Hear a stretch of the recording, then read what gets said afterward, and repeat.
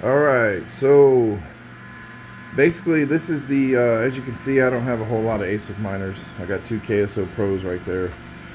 There's Elazar. I did receive a KS2 yesterday, and so I'm gonna have that in here as well. Obviously, I'm gonna be removing this furniture. I have a shelf that I'm going to put in here, a five tier shelf. But what I wanted to talk about real quick is kind of what my plan for this area is. So I'm going to come out basically to this second joist and just frame out a wall right there. I'm going to show you how I'm going to do it to where it's I'm going to frame it in like a temporary sense instead of actually screwing everything together or nailing everything together. I am going to screw everything together, but I'm going to use just metal L brackets, so that way if I choose that I want to remove it one day or whatever, I can do so without damaging the joist, damaging the wood. I can reuse the wood and that kind of stuff. But basically my plan is to go out to here, which is going to be about 4 foot, and then this shed in the end here is actually about 11 foot wide, so that's about 44 square feet. This is an 8,000 BTU air conditioner.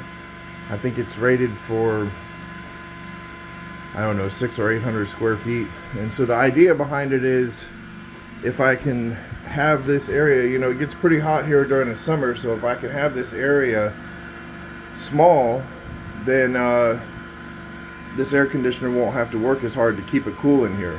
And the reason for that is obvious, because the more this thing has to run, the more added expense there is to mining these coins. So I'm gonna end up basically I'm gonna put insulation in each of those, which I'll show you. I'll videotape that while I'm doing it.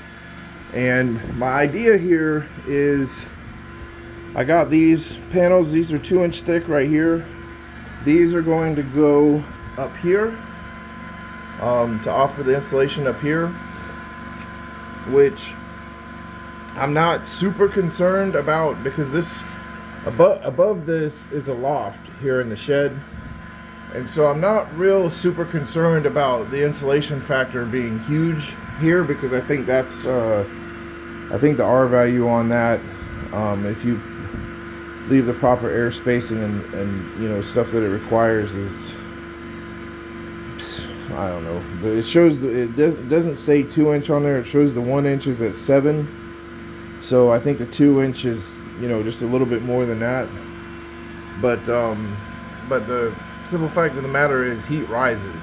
So I'm not so worried about heat beating down on the top of this, because the heat that is above it in the loft is going to be wanting to rise and go out the vent. What I'm more concerned about is these are exterior walls, and so there will be heat from outside. The sun could be sun will probably hit this side during the day as it's coming up. That's the east over there. It's probably not going to really hit the back too much, because there are some trees back there and that kind of stuff. But this is where I got R13 roll-in insulation to go in here. And then basically what I'm going to do is, I got these 1/2-inch pieces of this stuff. And this is basically, the reason I got this is basically going to serve as my plywood to go on the outside of that frame wall that I'm going to build going across here. And the reason I chose that stuff is because that stuff, number one, will add another factor of insulation, and I'm going to obviously put the roll insulation on the inside of this wall as well. But this will add a little bit more insulation, and it will this stuff is like $12 a sheet, and a sheet of plywood is $40 or more a sheet. So it's I'm not really going to be hanging anything on the wall. It's just basically to provide an enclosure for the insulation to go up against and that kind of stuff. And so it was a lot less expensive to buy this stuff than it was to buy actual plywood to put in here.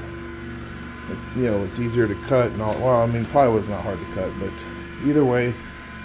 So that's the plan. So I'm gonna go ahead and get started on that, and I'll record it while I'm doing it, and yeah, we'll see what happens. We'll see how it looks.